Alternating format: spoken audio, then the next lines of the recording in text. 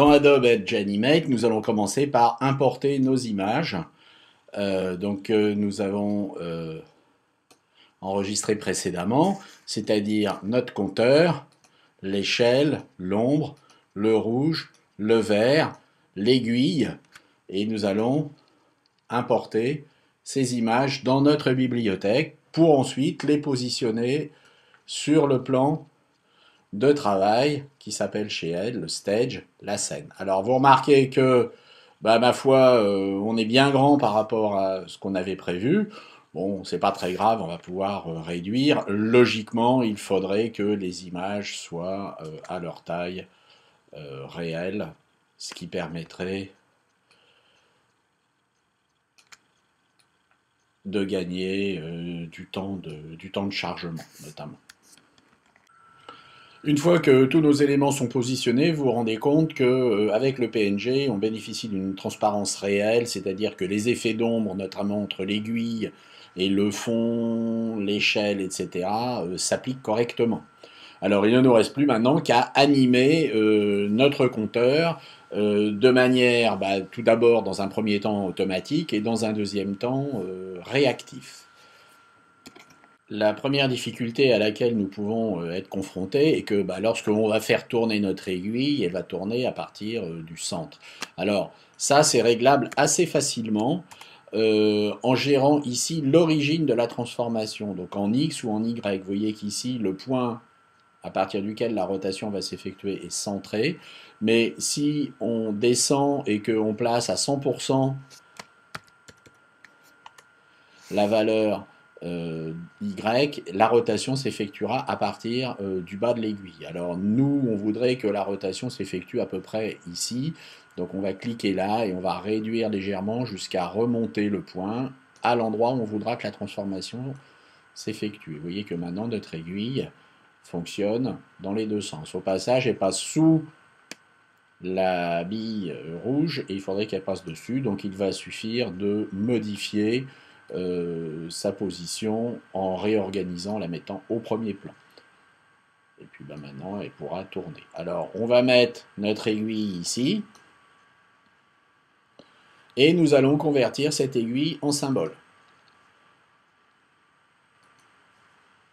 Nous allons l'appeler aiguille. Une fois que l'aiguille est convertie en symbole, en double-cliquant dessus, on va rentrer dans le symbole. On va pouvoir resélectionner l'aiguille. Vous voyez que ici, son point de rotation, son centre de rotation n'a pas bougé. Et nous allons pouvoir la faire légèrement vibrer, on va dire. Donc à l'instant 0, on va déterminer sa position ici. Et puis on va se positionner peut-être une demi-seconde ou un quart de seconde plus tard. Et nous allons ici positionner une deuxième. Voilà. Et vous voyez que nous allons pouvoir copier. Et nous allons pouvoir ici le coller à l'envers, en sens inverse. Et ce qui fait que nous avons notre vibration. On pourra éventuellement même ajouter une accélération et une décélération progressive sur notre élément. Et puis, jusqu'à preuve du contraire, ici, nous allons mettre une boucle, c'est-à-dire que nous allons demander qu'on va pouvoir lire ce symbole, revenu à 0, et nous avons maintenant notre aiguille qui vibre. Alors, on va pouvoir vérifier ce que ça donne dans un navigateur, et c'est là qu'on va s'apercevoir qu'on a fait des erreurs, ou pas.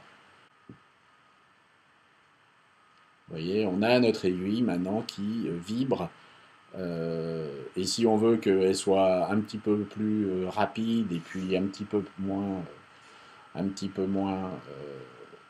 avec une amplitude moindre, on va pouvoir le régler à volonté. Il suffit de revenir dans le symbole, de revenir ici et de resserrer tout ça pour que ça soit un petit peu plus rapide. Et la position de la rotation ici, voilà, est de moins 60. Là, on peut réduire cette rotation. Voilà. Et ce qui fait que maintenant, avec un aperçu dans le navigateur, on aura quelque chose qui sera légèrement différent. Ouais. On a notre aiguille maintenant qui vibre correctement. Nous allons maintenant préparer le déplacement de l'aiguille qui va passer du rouge au vert. Donc nous allons rester dans le symbole. Donc on est bien ici, pas sur la stage, mais on est bien sur le symbole l'aiguille. Et nous allons un petit peu plus loin, nous mettre en position 1, et nous allons ici ajouter une petite étiquette. Et cette petite étiquette, on va l'appeler Go. Et nous allons ici préciser pour notre aiguille que nous nous trouvons avec une rotation qui est la rotation initiale, c'est-à-dire la rotation de 76. Et nous allons très rapidement, donc sur 0,1, on va aller un petit peu plus loin, on le réglera d'ailleurs un petit peu plus loin, et nous allons ici, à cet instant-là, reprendre notre aiguille et nous allons tourner à droite complètement. Voilà. Et ça va se faire extrêmement rapidement. Et nous allons copier cette chose, ce mouvement, et nous allons un petit peu plus loin le remettre, nous allons le recoller en sens inverse. Pourquoi? Parce que nous voulons que quand on passe sur l'aiguille, elle puisse basculer vers la droite, et quand on sort, eh bien, elle puisse rebasculer vers la gauche. Donc là, nous allons rajouter une petite étiquette, et cette petite étiquette, nous allons l'appeler off. Voilà. Pour être tout à fait cohérent, il faudrait à la fin de cette animation reproduire un mouvement similaire à celui qu'on avait et qui serait une oscillation de l'aiguille à l'arrivée, mais on n'a pas trop le temps de le faire. Donc ici, ce qu'on va faire, c'est on va générer un stop. Donc on va arrêter notre animation. Alors on va même l'arrêter directement hein, sans lui préciser où est-ce qu'on l'arrête, c'est-à-dire que elle va s'arrêter tout court à l'endroit où elle est. Voilà. Donc l'aiguille va arriver jusqu'ici et ensuite elle va être bloquée. Ici, par contre, on va pouvoir à la fin redemander une lecture au début. C'est-à-dire qu'on peut copier cette instruction et repositionner ici une instruction. Une fois que notre symbole est prêt, c'est-à-dire qu'on a ces trois actions, une action qui démarre à 0 et qui génère l'oscillation avec une boucle, une action Go qui s'arrête à la fin, une action off qui ramène l'aiguille en position initiale et relie à partir de 0, c'est-à-dire régénère normalement des oscillations.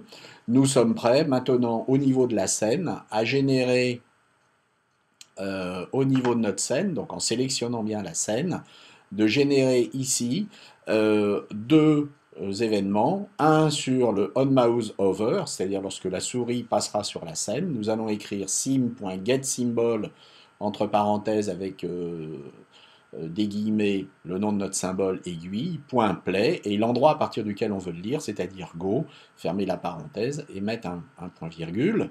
Et puis onMouseOut, c'est-à-dire lorsque la souris sortira de la scène, la même chose, getSymbol, aiguille, point play et off. Et nous allons voir ce que ça donne dans un navigateur. Donc dans notre navigateur, nous avons notre image, et nous allons, lorsque la souris rentrera dans la scène, vous voyez qu'on va arriver au total. Et lorsque la souris sortira de la scène, on revient à la version initiale. Si donc vous constatez des petits tremblements ou des mouvements erratiques de l'aiguille, c'est que en fait la réaction se fait lorsque vous passez sur le stage. Et évidemment, devant le stage, vous avez des objets qui sont empilés. Vous avez le compteur qui est empilé, vous avez les ronds verts et rouges d'aiguilles. Alors la solution est évidente, hein. Vous allez tracer un rectangle qui va être au-dessus de tous vos éléments, aiguille, rouge, vert, ombre, échelle, compteur. Cet élément, vous allez lui mettre une opacité à 0 et vous allez coller dans vos scripts un mouse out et un mouse over, comme vous l'aviez fait tout à l'heure sur le stage, sauf que ça sera sur ce rectangle transparent. Et l'affaire est dans le sac. Vous allez voir dans le navigateur que la souris bloque l'aiguille. Il n'y a absolument aucun effet parasite si on déplace, si on passe. Et lorsque l'on sort, eh bien on revient à zéro, avec le petit effet de vibrato. Alors, dernière chose quand même que l'on peut faire, c'est à partir du moment où on a défini qu'on aurait un curseur, eh bien on peut choisir la forme de ce curseur et par exemple le faire passer avec une petite main, ce qui fait que dans le navigateur, lorsque la souris passera, vous voyez qu'elle se transformera et qu'éventuellement on pourra ajouter tout ce qu'on veut d'autre. Des liens, etc. Donc je vous souhaite à tous de bien vous éclater avec Adobe Edge Animate, et puis si vous avez des questions, n'hésitez pas à me les poser, et je vous dis à très bientôt. Au revoir.